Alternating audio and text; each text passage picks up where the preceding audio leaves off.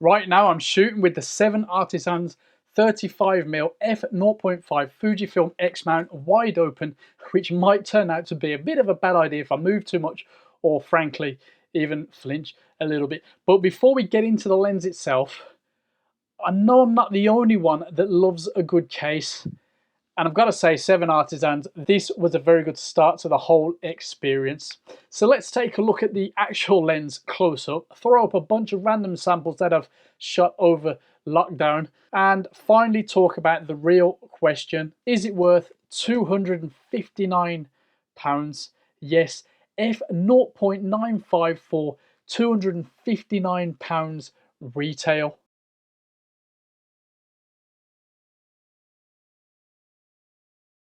Is that nice, albeit pleather case up close. Nice embossed logo there for what it's worth. Do like that belt loop, quite a tight affair, and a couple little hooks there for straps that didn't come with it, but that's a minor, I guess. Yeah, I like that. I don't want to be getting into the Mitacon versus this thing, but I kind of like this over the Mitacon case, but yeah, that's probably personal preference. Now, if we pop open the top thing there, which has a handy little hook, which I'm probably not using right, you'll see it's got a memory card holder, slot thingamajig, pretty cool little detail. Lens comes with a nice metal hood there, plastic cap at the back. Mount seems pretty decent. I did have to give it a little look over at first, but all seems to be fine. And actually I do like the colour, not that that ever matters as it's pretty much always hidden. Now on the top we do have a 52mm filter thread, the aperture ring at the front from 0.95 to 16 if you're ever going to go there. You can see the manual focus ring is nice, well dampened, maybe a bit heavier towards that end. No, yeah, that's fine. Minimum focus distance of 0.37 should be very handy for getting some bokeh on the go, bokeh, whatever, and round to infinity right there. Nice distance meter here too, hyperfocal meter, got that right. It's got a good little heft to it, 360 grams. It's obviously all manual, and you'd have already noticed declicked aperture ring right there. It's only £259 on Amazon. So far, so good. Very well presented, I must say, even though I didn't get the retail box as well. Let's pop that back in there, close it up, because we're going to throw up some random samples as usual and then have a chat about it afterwards.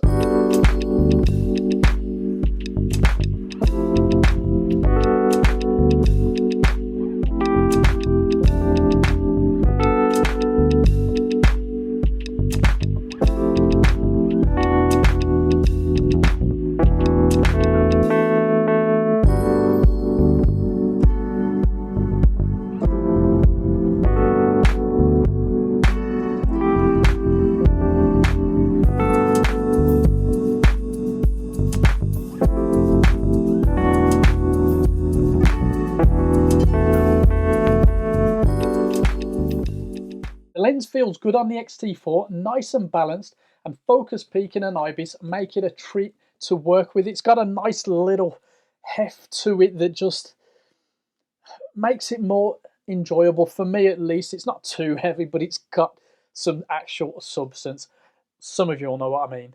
Now, there are a few things for me to get over personally, but overall, I'm very happy with this lens. Now, I appreciate it's not for everybody, but at the price that it's at the moment, it's well within reach of those people that are maybe doubting a little bit and don't want to shell out £400-500 for the nearest equivalent that maybe at some point they'll get bored of eventually. I think this will have good resale of value, but we don't want to be getting into whether you want to be reselling it just yet.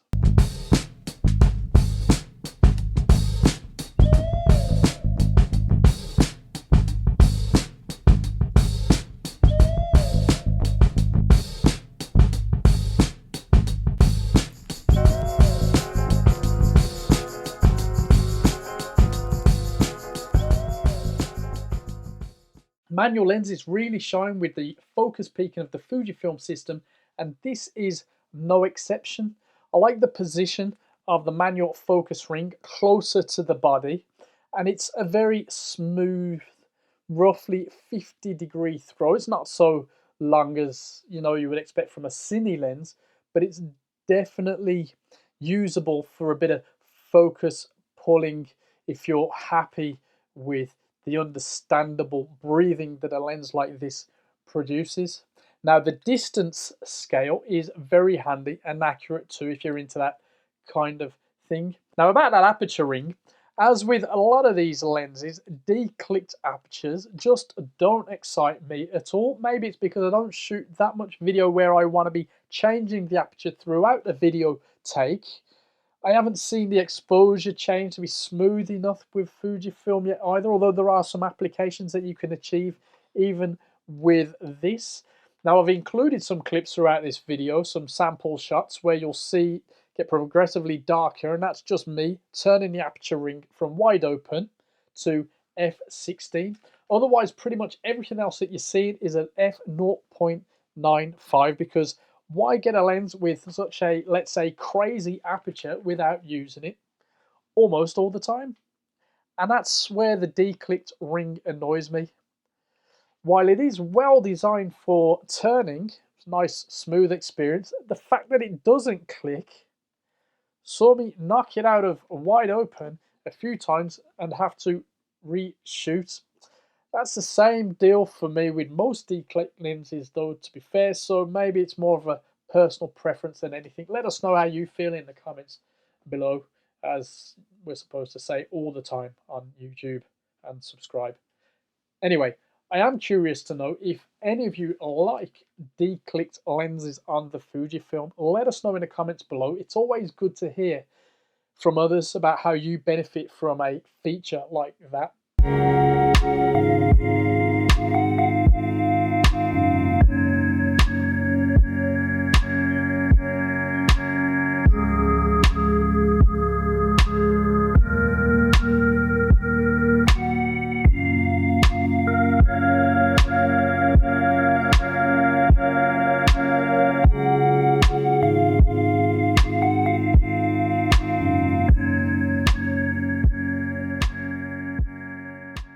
In reality, there are plenty of 35mm lenses that perform well stopped down.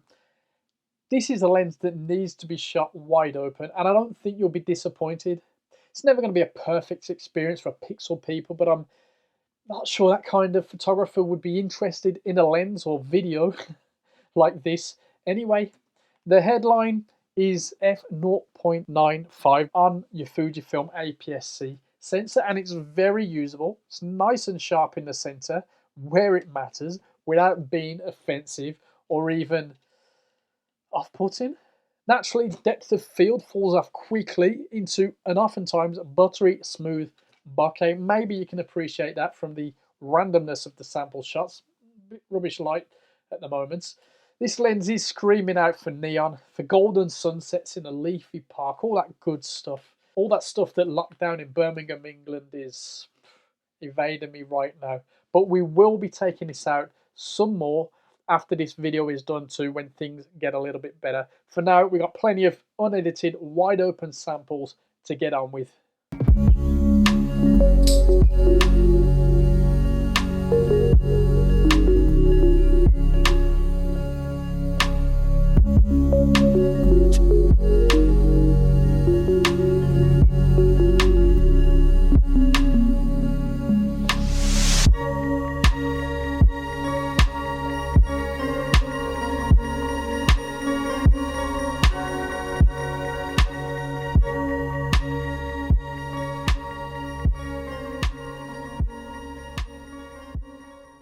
The day it arrived, I posted a shot of the lens and case on Instagram and on the community tab here, and immediately got comments about that case.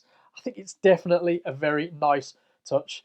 I was so impressed that it wasn't until after I took that shot and had a little look around and was reading the comments that I noticed that my copy of the lens is marked sample, but I'm told it's a full production sample other than the box it came in. So I'm getting the retail experience too, and you're getting honest thoughts about the lens as always. But we got to give a little thanks to 7Artisans. I think it's the first time they've ever sent me a lens, so it's pretty cool, I guess. But we have to talk about the price. £259 on Amazon UK. And I'm thinking then that this might be my favourite manual focus 35mm for Fujifilm so far. The nearest alternative, of course, is the Mitacon Mark II, but I haven't put in enough time with that one to comment. To all intents and purposes, it seems to offer a very similar handling and IQ experience, but this one is a lot cheaper and apparently somewhat lighter. They share a very similar lens construction, albeit with a different filter thread. The Mitacon focuses, I think, 2 centimeters closer, but the Mitacon is 25% heavier for what it's worth. I think they really went in at the right price with this one. And if you're into a near nifty 50 focal length, it's not quite, it's 52.5. Don't let people on the internet fool you. I mean, what's the difference? Anyway, but you still want almost as much light gathering as possible on your Fujifilm. It's not the Ibelux. This is definitely worth a bash, and you don't need to spend over £1,000. Now, if you've used something like a 50mm f1.4 manual lens, like the Canon FD on 35mm film, for example, for some of us older shooters, you'll be familiar with the experience. It's, of course, a slightly different focal length, and then, of course, if you've added one of those 50mm lenses onto your Fujifilm, you're getting a different focal length altogether. But basically, this harks back to lenses like that on 35mm cameras. It's pretty easy to get along with. Of course, as with all manual lenses, it's a slower experience, but not as slow as you might expect given the f0.95. It's not that hard to focus, with focus peaking especially.